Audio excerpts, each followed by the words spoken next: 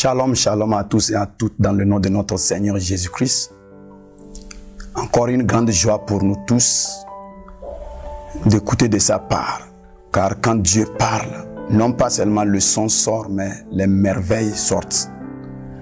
Et lorsque nous écoutons de sa parole, nous ne recevons pas seulement un message, mais nous recevons sa nature, nous recevons sa puissance. L'heure est arrivée d'être rechargé, d'être reconnecté, d'être magnifié par sa parole. Prions. Saint-Esprit, nous avons besoin que tu étendes ta main de maître, toucher notre esprit. Inculque-nous les révélations cachées afin que nous puissions marcher dans cette gloire au nom de Jésus-Christ. Amen. Nous avons exploré ce thème que j'ai intitulé l'antidote des sources ou bien le vaccin contre les sources. Et nous avons dit, selon ce que le psalmiste a révélé dans Psaume chapitre 11 verset 3, on dit, lorsque les fondations sont ébranlées, alors le juste, que fera-t-il? Ça veut dire que le juste va se trouver dans une situation de, il ne sait quoi faire. Pas parce qu'il n'est pas juste, pas parce qu'il a péché, c'est tout simplement parce que les fondations sont ébranlées. Alors la force du juste, c'est sa fondation, c'est sa source. De la même manière dont la force d'un arbre, ce sont ses racines. La force d'un bâtiment, c'est sa fondation. C'est comme ça aussi, la force du chrétien, c'est sa fondation, c'est sa source. Lorsque nous comprenons nos sources, lorsque nous travaillons bien sur nos sources, nous allons voir que nous allons manifester la gloire de Dieu sans difficulté. Nous avons exploré ce thème et nous avons dit que tout le monde a une source, tout simplement parce que nous sommes nés de quelqu'un sur la terre ici.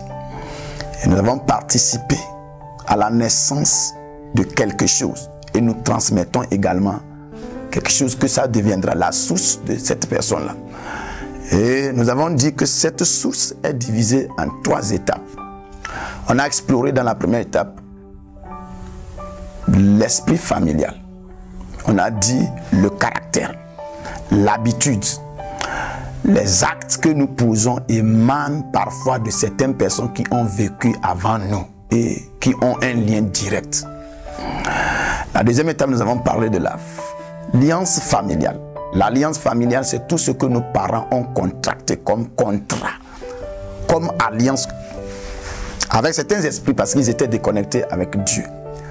Et bien sûr que nous sommes connectés à Dieu, nous avons reçu Christ, nous sommes sauvés. Ces alliances ont parfois une influence sur notre vie. Nous payons certaines dettes invisibles et indirectement. Parce que nos ancêtres ont contracté des dettes et nous, les descendants, nous sommes condamnés à payer ces dettes-là. Alors aujourd'hui, nous allons explorer la 3e partie. Et nous allons vraiment explorer l'antidote de ces sources-là. La 3e partie ici, c'est quoi? C'est la sorcellerie familiale.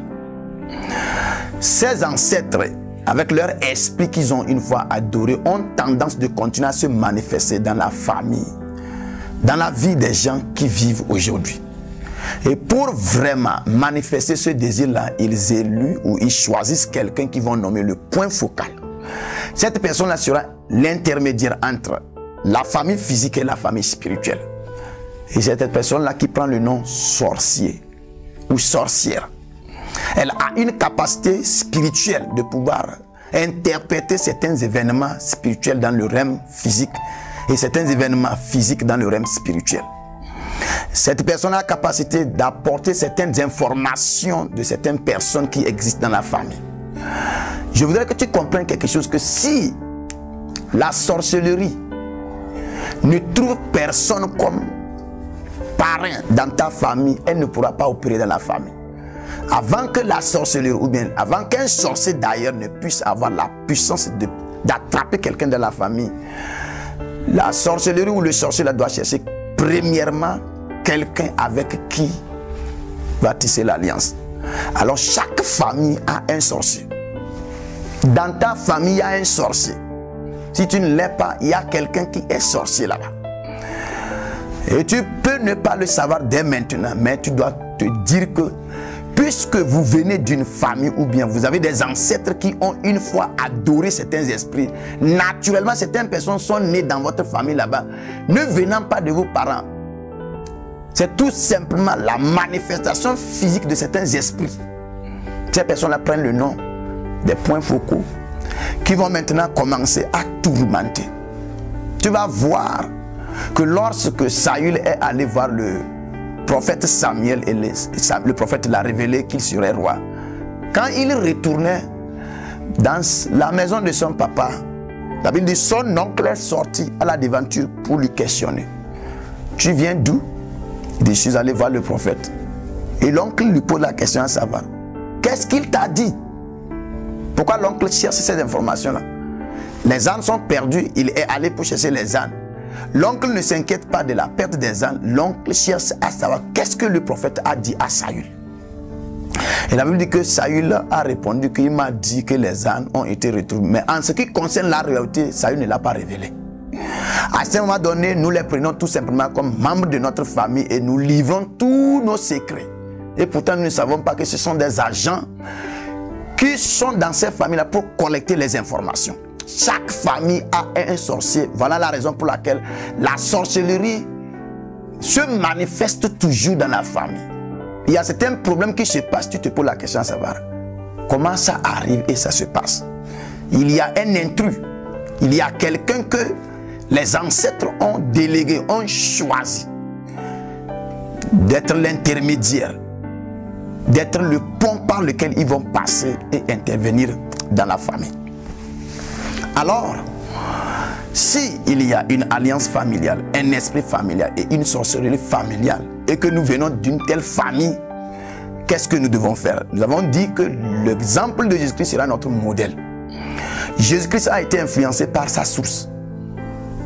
Les mages sont venus l'appeler roi et pourtant il est venu comme sauveur.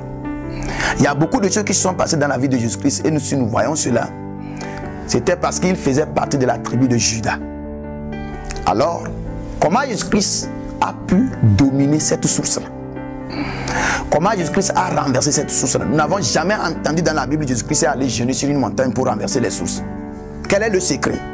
C'est là-bas que je parle de l'antidote des sources. Tout le monde doit comprendre que Dieu nous a laissé une méthode par laquelle nous pouvons renverser ces sources-là. Et cette méthode n'a rien à voir avec prière, délivrance, jeûne. Tu vas aller combattre ces esprits-là. Une chose que tu dois écouter et tu dois accepter dès maintenant, c'est que si quelqu'un ne fait pas partie de ta famille, la personne n'a pas la capacité de te délivrer de tes sources. Une autre chose que tu dois accepter, c'est que personne ne peut venir pour te délivrer de tes propres sources. La seule personne qui pourra te délivrer des sources, c'est toi-même. Parce que c'est toi qui as la capacité de renverser les sources. Alors, Jésus-Christ est venu, il prend le nom d'un charpentier, bien sûr qu'il était fils de Dieu. Et quelque chose s'est passé. Et si nous remarquons ce qui s'est passé dans la vie de Jésus-Christ, nous allons comprendre que Dieu a laissé pour nous le moyen le plus sûr pour dominer les sources. Aujourd'hui, tu vas accéder à ce moyen-là et tu vas marcher sur les sources. Il y a une solution que Dieu nous a donnée. Et cette solution nous permettra vraiment de manifester la gloire de Dieu. Et qui a été la première personne à utiliser cette solution? C'est notre Seigneur Jésus-Christ. Il était charpentier. Et quelque chose s'est passé. Et où ça s'est passé? C'est dans le Jourdain. La Bible dit, lorsque Jean-Baptiste est venu, il a commencé par baptiser. Jésus-Christ aussi est allé se faire baptiser. Est-ce qu'il était pécheur? Non. Alors, pourquoi il a accepté d'aller se faire baptiser? Oui, on va le dire qu'il était allé pour se faire baptiser, pour s'identifier, pour se distinguer. Mais il y avait quelque chose de plus profond que ça. Parce que ça s'est passé et nous avons compris que ce n'était pas seulement l'identité, mais c'était un problème de source. Lorsque Jean-Baptiste a vu Jésus-Christ venir vers lui pour être baptisé, il a dit, c'est moi qui ai besoin que tu me baptises. Mais Jésus-Christ a dit, laisse faire la volonté de Dieu. La Bible dit, lorsque Jean-Baptiste a baptisé Jésus-Christ, Jésus-Christ étant sorti de l'eau, il a commencé à faire quelque chose que tout le monde ne faisait pas. On dit, il s'est mis à prier. Et la prière que Jésus-Christ priait là-bas, ce n'était pas une prière pour renverser les sources. Qu'est-ce qu'il était en train de faire? Jésus-Christ veut nous faire comprendre que ces sources-là ont une autorité sur nous. Tout simplement parce que nous sommes déconnectés de la vraie source. C'est l'absence de la vraie source qui nous a amenés à être connectés à cette source-là. Alors Jésus-Christ nous conduit, nous tous ensemble maintenant, dans cette voie de délivrance. Quand il a été baptisé, il a commencé maintenant par communiquer à la vraie source. Jésus-Christ veut être déconnecté de la source terrestre. Il sait que la source terrestre l'a lié à ses ancêtres.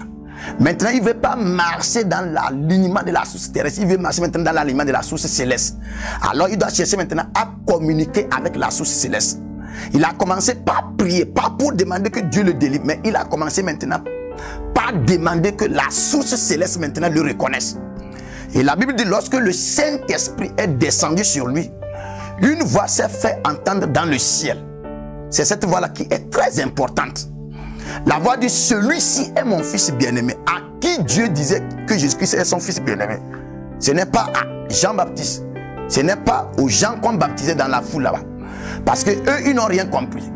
Jésus-Christ a été baptisé. Et Dieu dit, celui-ci est mon fils bien-aimé en qui j'ai mis mon affection. À qui Dieu s'adressait? Dieu s'adressait à la source terrestre de Jésus-Christ. Dieu était indirectement en train de dire à la source terrestre de Jésus-Christ, à partir d'aujourd'hui, je déconnecte Jésus-Christ de toi, la source, et je le reconnecte à moi. Tu dois reconnaître à partir de maintenant que Jésus-Christ est connecté à moi. Alors c'était un combat entre deux sources, la source céleste et la source terrestre. Et la source céleste a maintenant l'autorité sur la source terrestre.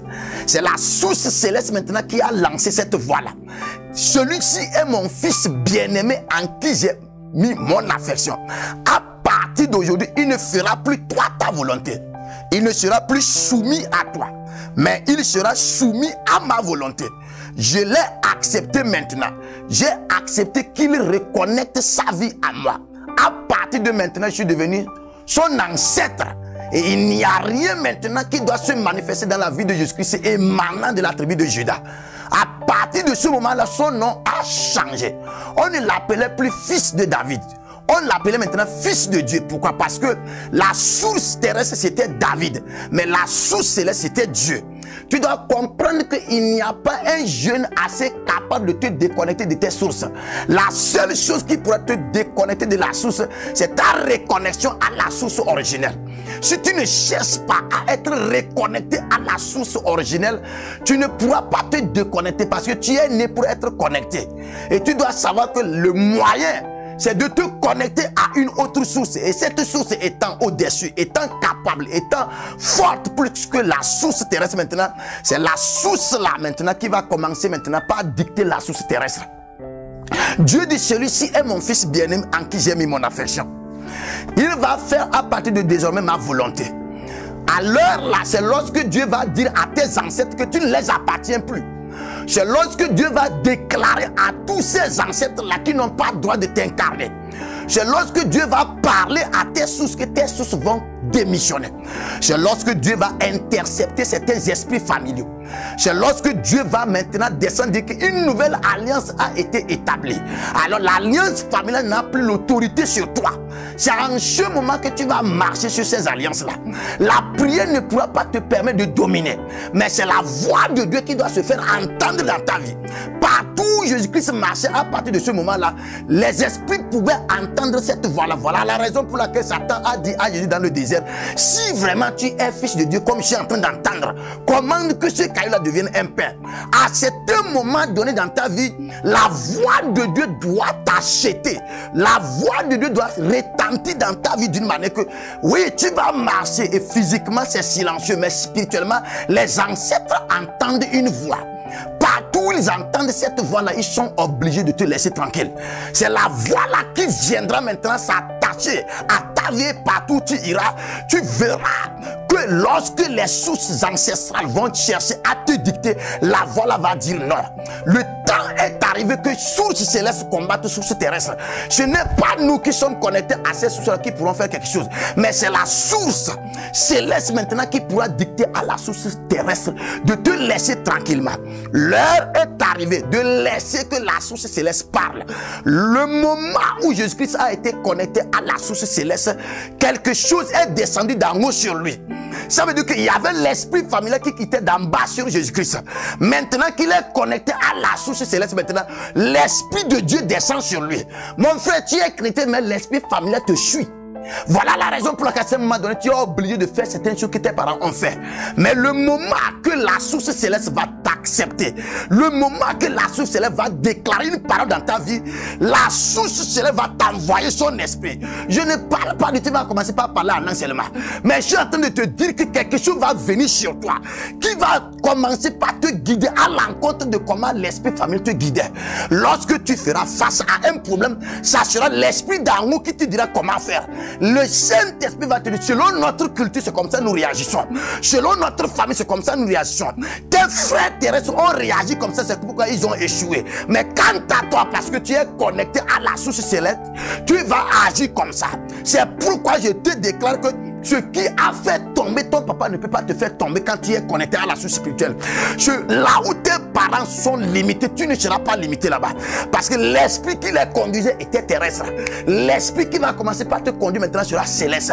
Et quand l'esprit céleste te conduit, ce qui est arrivé sur la vie de Marie va arriver sur toi. Marie posait la question à Gabriel.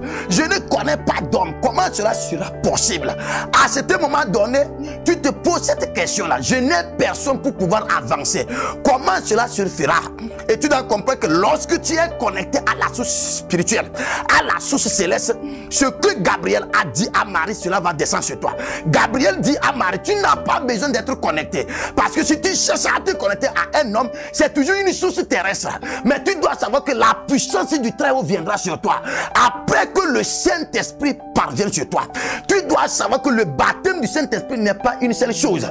Il y a un baptême du Saint-Esprit où le Saint-Esprit vient sur toi. Et ce qui le suit, c'est la puissance. En ce moment, tu deviens le témoin de Jésus-Christ. Il y a le baptême du Saint-Esprit qui va venir sur toi. Le Saint-Esprit descend sur toi. Et ce qui va suivre, c'est la voix de Dieu. Quand tu reçois le baptême du Saint-Esprit et la voix de Dieu suit ce baptême-là, partout où tu iras, les esprits vont témoigner. Nous te connaissons qui tu es. Les chrétiens marchent aujourd'hui sans cette voix-là. C'est pourquoi quand ils font face à certains problèmes, ils ne savent pas comment il faut agir. Le temps est arrivé de marcher dans cette dimension-là. Vous allez voir que Jésus-Christ a été baptisé. Le Saint-Esprit est venu sur lui. La voix s'est fait entendre dans le Jourdain. Quand il est allé dans le désert, l'Esprit du Seigneur est venu sur lui. La puissance est venue sur lui. Il a commencé par guérir les malades. Tu vois, à tout moment, tu vas voir que quand le Saint-Esprit vient, quelque chose de différent vient. Lors de la Pentecôte, quand le Saint-Esprit est descendu sur les disciples, c'est le feu maintenant qui est venu. Ce feu-là, c'était pour les donner l'audacité et le courage d'aller témoigner, d'aller évangéliser. Alors, quel type de baptême tu as reçu? Si c'est le baptême pour aller témoigner, c'est le feu qui va venir. Et tu pourras bien aller témoigner. Si c'est le baptême pour opérer les miracles, c'est la puissance qui va arriver. Et tu vas voir que tu vas opérer les miracles, mais tu es toujours connecté aux sources. Mais le baptême qui te déconnecte des sources, c'est le baptême qui s'est passé dans le Jourdain. Ce baptême-là, le Saint-Esprit, bien sûr, vient sur toi. Mais la voix va suivre ce Saint-Esprit-là. Et quand la voix de Dieu se fait entendre dans ta vie, tous les esprits vont se taire. C'est pourquoi à l'heure là où je suis en train de parler, la voix là retentit dans ta vie. Et l'esprit de malédiction qui a ruiné tous les membres de ta famille, cet esprit va se taire. Je m'en fous de combien d'années tu as été torturé par cette maladie. En ce moment, ce n'est pas l'onction de guérison qui va parler, mais c'est la voix de Dieu qui va dire, cet enfant-là m'appartient. Alors son temps de libération est arrivé. Je suis en train de te faire comprendre que le moment est arrivé où la lumière et les ténèbres vont se combattre. Et nous, les enfants de Dieu, nous allons rester tranquillement et les regarder combattre. Et aussi longtemps que la lumière a l'autorité sur les ténèbres, vous allez voir que les ténèbres seront vaincues. En ce moment particulier, je déclare, l'antidote de la source, ce n'est pas le jeûne. L'antidote de la source, ce n'est pas la prière. L'antidote de la source, c'est la connexion à la source originelle. Quand tu as les moyens nécessaires pour être connecté à la source originelle, tu vas voir que beaucoup de choses que certaines personnes font, tu n'as pas besoin de le faire. Pourquoi? Parce que tu es guidé par un esprit. Et l'esprit vient d'en haut. Et quand l'esprit vient d'en haut, il te donne la culture d'en haut.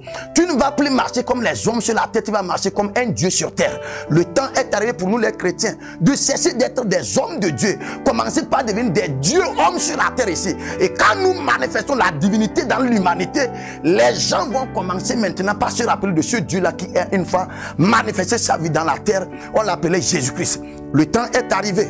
Et tu sais qu'à l'heure là, Dieu veut te déconnecter de ces sources-là par sa voix qui se fera entendre dans ta vie. Marche dans cette connexion. Même à partir de ce moment particulier, la voix va commencer par retentir. Et ton histoire va commencer par étonner les gens. La main de Dieu est tendue vers toi. La puissance de Dieu est tendue vers toi. Le réveil que nous allons expérimenter est un réveil extraordinaire. Partout où tu iras, les gens vont te dire, j'entends chaque fois une voix quand je te vois. Les gens vont te témoigner cela. Car c'est ton expérience, car c'est ta portion aujourd'hui. Rentre dans cette grâce. Je prie pour toi que le Saint-Esprit te saisisse, qu'il te fasse comprendre ce mystère-là. Parce qu'on a besoin de marcher dans cette dimension pour renverser les ténèbres. La main de Dieu t'a saisi en ce moment particulier pour t'amener à expérimenter cela. C'est notre saison, c'est notre dimension, c'est notre heure, c'est l'heure de la gloire, c'est l'heure où l'église va dominer. Et nous allons dominer. Peu importe la volonté de l'ennemi, c'est notre moment. Tu es richement béni par ce message et la main de Dieu est en train d'opérer dans ta vie. Au nom de Jésus-Christ. Shalom.